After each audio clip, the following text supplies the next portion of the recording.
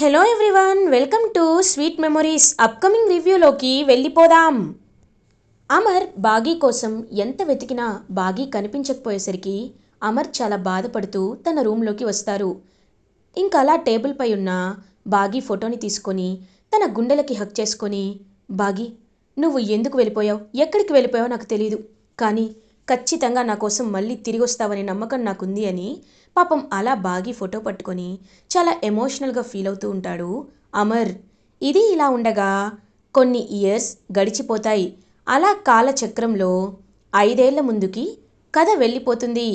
అమర్ వాళ్ళ ఇంట్లో కృష్ణాష్టమి రోజు కృష్ణుడి లాంటి పిల్లలు ఇంటికి వస్తారు అని అందరూ పాదుకలు వేసుకుంటారు కదా. సో అలా అమర్ వాళ్ళ ఇంట్లో కూడా అమ్ము, ఆనంద్, ఆకాష్ వీళ్ళందరూ చిట్టి కృష్ణుడి పాదుకలు వేస్తూ ఉంటారు. మనోహరి అప్పుడే ఇంటి నుండి బయటికి వచ్చి, హేయ్ పిల్లలు, ఏం చేస్తున్నారు అని అడుగుతుంది. ఏంటంటీ, ఇవాళ కృష్ణాష్టమి కదా, అందుకే మా బుజ్జమ్మ కోసం ఈ అడుగులు వేస్తున్నాం. ఇవాళ మా బుజ్జమ్మ ఖచ్చితంగా ఇంటికి వస్తుంది అని అంటారు. ఒక్కసారిగా ఇంకా అలా షాక్ అయిపోతుంది మనోహరి. ఏంటి బుజ్జమ్మ, బుజ్జమ్మ ఎవరు అని అంటారు. బుజ్జమ్మ అంటే మా చెల్లెలు అని అంటాడు ఆకాష్.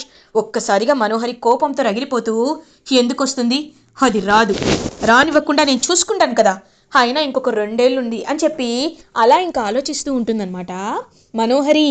ఇది ఇలా ఉండగా బాగి తన పాప ఆరుని చిట్టి కృష్ణుడిలా రెడీ చేస్తుంది.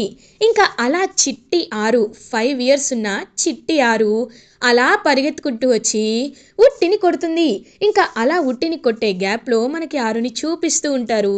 అలా పసిపాపగా ఉన్న ఆరు అయితే 5 years పాప అవుతుంది. సో అలా హ్యాపీగా ఆరు వైపు చూస్తూ ఉంటుందన్నమాట బాగి.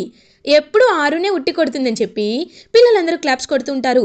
పిల్లలు మీరు కూడా వెళ్ళండి, వెళ్ళి ట్రై చేయండి, ఆరు ఇలా రా అని చెప్పి బాగి ఆరు పాపని దగ్గరికి పిలుస్తుంది. అమ్మా, ఎందుకమ్మా ఎప్పుడు మనం ఇక్కడే సెలబ్రేట్ చేసుకుంటాం, మన ఇల్లు ఇదే కదమ్మా అని అంటుంది. అవునమ్మా, మన ఇల్లు ఇదే అని అంటారు.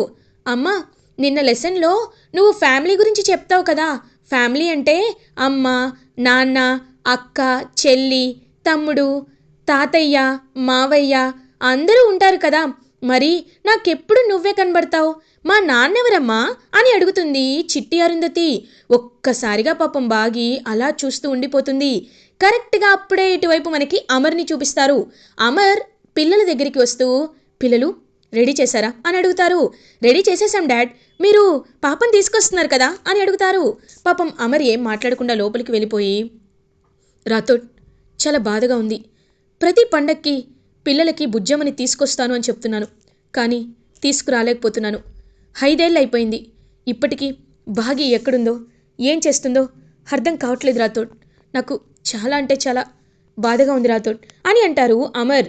సార్, మీరేం కంగారు పడకండి సార్, ఖచ్చితంగా మిస్ అమ్మ ఏదో కారణం ఉండే ఇలా చేసింది, ఆ కారణం ఏంటో మనం తెలుసుకుందాం సార్, తెలుసుకున్న తర్వాతే మనం మిస్ అమ్మని ఇంటికి తీసుకొద్దాం సార్ అని చెప్పి ఇంకా అలా పాపం హ్యాపీగా బాగి గురించి ఆలోచిస్తూ ఉంటారు అమర్ అండ్ రాథోడ్.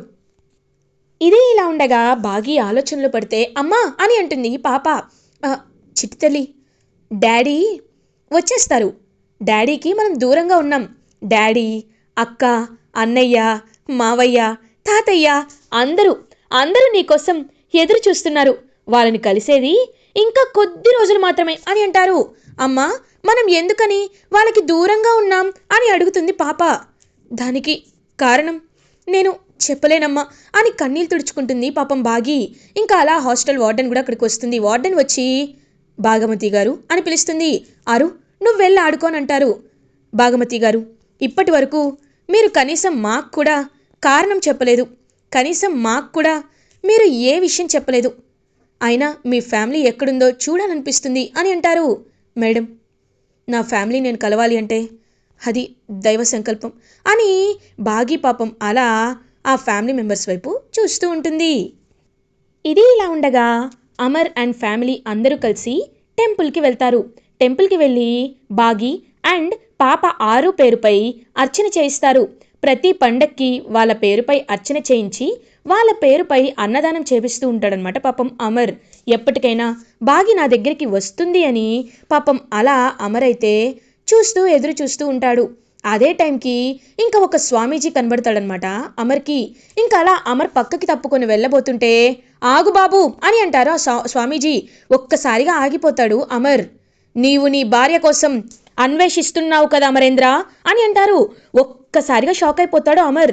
మిమ్మల్ని నేను ఎప్పుడు చూడలేదు, మీకు నా పేరు ఎలా తెలుసు అని అడుగుతారు అమర్.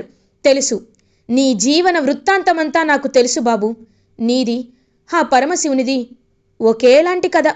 ఎలా అయితే సతీదేవి చనిపోయిన తర్వాత పార్వతి నీ జీవితంలోకి వచ్చిందో, నీ మొదటి భార్య చనిపోయాక భాగమతి కూడా నీ జీవితంలోకి అలానే వచ్చింది. నిన్ను మురిపించి మెరిపించి జీవితాంతం నీతోనే ఉంటానని ఇప్పుడు అనివార్య కారణాలతో దూరమైంది. నీ భార్య నీకు దొరకాలి అంటే అరకులోని పుణ్యగిరి కొండపై ఉన్న గుడికి వెళ్ళి అన్నదానం జరిపించు. ఖచ్చితంగా నీ భార్య నీ చెంతకి వస్తుంది అని అంటారు ఆ స్వామీజీ. ఒక్కసారిగా అమరైతే అలా షాక్లో ఉండిపోతాడు. ఇంకా అలా షాక్లో ఉండేసరికి ఆ స్వామీజీ అక్కడి వెళ్ళిపోతాడు. షాక్లో ఉండి తేరుకొని వెనక్కి తిరిగి చూసేసరికి ఆ స్వామీజీ కనబడరు అనమాట అమర్కి. మొత్తం వెతుకుతాడు గుడంతా, ఎక్కడ అమర్కి ఆ స్వామీజీ కనబడరు. ఇదేంటి, ఈ స్వామీజీ ఇప్పుడే కదా చెప్పారు, ఎలా వెళ్ళిపోయారు అని అమర్ అయితే ఇంకా అలా స్వామీజీ చెప్పిన మాటల్ని గుర్తు చేసుకుంటారు. నీ భార్య నీకు దొరకాలి అంటే అరకులో ఉన్న పుణ్యగిరి గుడికి వెళ్ళు అని చెప్పిన మాటల్ని గుర్తు చేసుకుంటూ ఉంటాడు అమర్. ఇంకా వెంటనే అమర్ పిల్లల దగ్గరికి వస్తాడు. అప్పుడే మనోహరి పిల్లలతో మాట్లాడుతూ ఉంటుంది. పిల్లలు, ఏంటి మీరు ఎప్పుడు హోంవర్కేనా? హ్యాపీగా వెళ్ళి టీవీ చూసుకోవచ్చు కదా అని అంటుంది. మనోహరి ఆంటీ, మీరేంటి ఇలా మాట్లాడుతున్నారు? ఎవరైనా పిల్లలు టీవీ చూడకుండా హోంవర్క్ చేసుకోమంటారు, మీరు ఇలా చెప్తున్నారు మాకు. మేమెప్పటికీ మిస్సమ్మ పాటలే వింటాం, మిస్సమ్మ మాకు ఇవన్నీ చెప్పింది, మిస్సమ్మ చెప్పిన రూల్సే ఫాలో అవుతున్నాం అని అంటారు. ఎవరినైనా వంచగలిగాను కానీ వీళ్ళ మనస్తత్వాన్ని మాత్రం దగ్గర చేసుకోలేకపోయాను. అంతలా ఆ బాగి వీళ్ళ మనసులో చొచ్చుకుపోయింది, ఛీ అని మనసులో అనుకుంటుంది మనోహరి. ఇంకా వెంటనే అమర్ పిల్లలు అని అంటారు. డాడ్ అని అంటారు. పిల్లలు, మీరు లగేజ్ ప్యాక్ చేసుకోండి, రేపు మనందరం కలిసి అరకు వెళ్తున్నాం అని అంటారు అమర్. ఒక్కసారిగా మనోహరి షాక్ అవుతుంది. అమర్, సడన్గా ఏంటి అరకు అని అంటారు. ఏం లేదు, పిల్లలు కూడా వెకేషన్కి వెళ్ళి చాలా రోజులైంది కదా మనోహరి, సో పిల్లల్ని వెకేషన్కి అరకు తీసుకువెళ్ళాలనుకుంటున్నాను, పిల్లలు లగేజ్ ప్యాక్ చేసుకోండి అని అంటారు. అమర్, మరి నేను అని అంటుంది మనోహరి. నువ్వు కూడా రావచ్చు మనోహరి అని అమర్ అక్కడి వెళ్ళిపోతుంటే రాథోడ్ కొంతమంది అడిగితే గాని రారు అని చూస్తూ ఉంటాడు. రాథోడ్ అని అంటుంది. ఊరుకోండి మేడం, అయినా ఈ 4 ఏళ్ళుగా మీరు ఈ ఇంట్లోనే ఉంటున్నారు, ఏంటో మీరు ఎన్నోసార్లు మా అమర్ సార్ని కన్విన్స్ చేయాలని చూసినా మా అమర్ సార్ గుండెల్లో ఉండేది కేవలం బాగి మిస్సమ్మ మాత్రమే, ఆ విషయాన్ని గుర్తుపెట్టుకోండి. అయినా ఇప్పుడు సార్ సడన్గా అరకు తీసుకువెళ్తున్నారంటే ఏదో బలమైన కారణమే ఉండుంటుంది. పిల్లలు కమాన్ కమాన్ అని చెప్పి అందరూ ఇంకా లగేజ్ సర్దుకొని అరకుకైతే బయలుదేరుతారు. ఇది ఇలా ఉండగా పాప అరకులో అటు ఇటు తిరుగుతూ ఆడుకుంటుంటే ఇంకా అలా బాగి అయితే పాప వైపు చూస్తూ ఉంటుంది. అమ్మా, నేను అక్క వాళ్ళతో కలిసి ఇవాళ గుడికి వెళ్ళనా అని అడుగుతుంది. గుడికా? వెళ్ళమ్మా, కానీ జాగ్రత్త సరేనా, పిల్లలు తను జాగ్రత్తగా చూసుకోండి అని అంటారు. అలాగే మేడం అని చెప్పి ఇంకా అనాథ శరణాలైన పిల్లలతో కలిసి బాగీకి చెప్పి పిల్లలతో కలిసి ఆరు పాప అయితే గుడికి వెళ్తుంది. ఏదైతే స్వామీజీ చెప్పారో పుణ్యగిరి గుడి, అదే గుడికి వెళ్తుందనమాట బాగి పాప కూడా. అమర్ కూడా అదే గుడికి బయలుదేరుతారు. ఇంకా గుడికి వచ్చి దర్శనం చేసుకొని, స్వామి, ఎవరో గురువుగారు చెప్పారు నా భార్య భాగమతి ఇక్కడ దొరుకుతుంది అని. బాగి నాకు కనిపించాలి, నా ఆరు నాకు కనిపించాలి, నువ్వే నన్ను దీవించాలి స్వామి, వాళ్ళ కోసం వెతకని చోటంటూ లేదు, నువ్వే వాళ్ళని నాకు చూపించాలి అని కరెక్ట్గా అమర్ కళ్ళు మూసుకొని దండం పెట్టుకుంటుంటే టంగ్ అని గంట సౌండ్ వినపడుతుంది. వెంటనే అమర్ అలా పక్కకు తిరిగి చూసేసరికి చిట్టి అరుంధతి గంట కొట్టడానికి ట్రై చేస్తూ ఉంటే పాపం అందదనమాట. వెంటనే అమర్ పాప దగ్గరికి వెళ్ళి పాపని ఎత్తుకుంటాడు. పాప గంట కొడుతుంది. థ్యాంక్ యూ అంకుల్ అని అంటుంది. పాప, ఎవరు నువ్వు అని అడుగుతారు. నా పేరు అని చెప్పేలోపు, హేయ్ ఆరు ఇలా రా అని పిల్లలు పిలుస్తారు. ఆరువా? పాపా, నీ పేరు ఆరునా అని అడుగుతారు అమర్. అవును, మీ పేరేంటి అని అడుగుతారు. నా పేరు Amarendra, nice to meet you అని ఇద్దరు షేక్ హ్యాండ్ ఇచ్చుకుంటారు. ఓకే అమర్ గారు, నేను చాలా దూరం వెళ్ళాలి, బాయ్ అని చెప్పి అలా వెళ్తుంటే అలా చూస్తూ ఉంటారు పిల్లలు. డాడ్, ఏమైంది అని అడుగుతారు. ఏం లేదు, ఆ పాపను చూస్తుంటే బాగా తెలిసిన పాపలా అనిపిస్తుంది, తన స్పర్శ తాకగానే ఏదో తెలియని ఫీలింగ్ వచ్చింది అని అంటారు అమర్. అవునా అని చెప్పి పిల్లలందరూ అలా వెళ్ళిపోతున్నా ఆరు వైపు చూస్తారు. పాపం అలా పరిగెత్తుకుంటూ చిట్టి ఆరు వెళ్ళబోతుంటే కింద పడిపోతుంది. ఒక్కసారిగా అమర్ పిల్లలు అందరూ వచ్చి ఆ పాపను పైకి లేపుతారు. పాపం పాప ఏడుస్తూ ఉంటే అలా ఇంకా అంజు పాపనెత్తుకొని అటు ఇటు తిప్పుతూ ఉంటుంది. అయ్యో ఏంటిది పాప, నువ్వు చూసుకోవాలి కదా అని అంటారు. థ్యాంక్ యూ అక్క అని అంటుంది చిట్టి ఆరు. సరే ఇంతకీ మీ ఇల్లు ఎక్కడ, డ్రాప్ చేస్తాం అని అంటుంది అమ్ము. మాది ఇల్లు కాదు, అనాథ శరణాలయం అని అంటుంది. ఒక్కసారిగా పిల్లలు అమర్ షాక్ అవుతారు. అయ్యో అనాథ శరణాలయమా, పాపం పాప అనాథ అనుకుంటా. సరే నీ ఆర్ఫనేజ్ దగ్గర నేను డ్రాప్ చేస్తామని అమర్ పిల్లలు ఇంకా అలా ఆర్ఫనేజ్ దగ్గరికి వస్తారు. వచ్చి ఇంకా కరెక్ట్గా జీప్ ఆపి అలా పక్కకు తిరిగి చూడగానే అక్కడ బాగీ కనబడుతుంది. ఒక్కసారిగా అమర్ అయితే అలా షాక్లో ఉండిపోతాడు. ఇంకా బాగీ పాప వైపు చూస్తూ పాప అని చెప్పి పాప దగ్గరికి వచ్చి అమర్ని చూసి షాక్ అయిపోతుంది. అమర్ బాగీ వైపు చూస్తూ బాగీ అని పిలిచేలోపు బాగీ ఇంకా ఫేస్ కప్పేసుకొని పరిగెత్తుకుంటూ లోపలికి వెళ్ళిపోతుంది. వెంటనే అమర్ బాగీ దగ్గరికి వస్తారు. బాగీ ఏమైంది, ఎందుకు నువ్వు నాకు ఇన్నాళ్ళు దూరంగా ఉన్నావు, మన మన పాప మన పాప ఎక్కడుంది, అసలు నాకేమీ అర్థం కావట్లేదు బాగీ, నువ్వు నన్ను వదిలి ఎందుకు వెళ్ళిపోయావు అని అడుగుతారు అమర్. ఏవండి దానికి కొన్ని కారణాలున్నాయండి, అవన్నీ నేను చెప్పలేను అని అంటుంది బాగీ. సరే అవన్నీ చెప్పక్కర్లేదు, వెళ్ళిపోయిన కాలాన్ని ఎవరు వెనక్కి తిరిగి తీసుకురాలేరు కదా, కాబట్టి నేనున్నాను. ఇప్పుడు నువ్వు నాకు కనిపించావు కాబట్టి మనం ఇంటికి వెళ్దాం బాగీ. నీకోసం పిల్లలు ఎంత బెంగ పెట్టుకున్నారో తెలుసా, అందరూ ఎంత బాధపడుతున్నారో తెలుసా. రామ్మూర్తి మావయ్య నువ్వు కనిపించట్లేదని తెలిసినప్పటి నుండి ఎంత డిప్రెషన్లోకి కూరుకుపోయారో తెలుసా. ఆయన్ని ఓదార్చడానికి, పిల్లల్ని చూసుకోవడానికి అమ్మా నాన్న ఇంటికొచ్చారు. ఎందుకు బాగీ, ఎందుకు అందరినీ బాధ పెడుతున్నావు అని అడుగుతారు.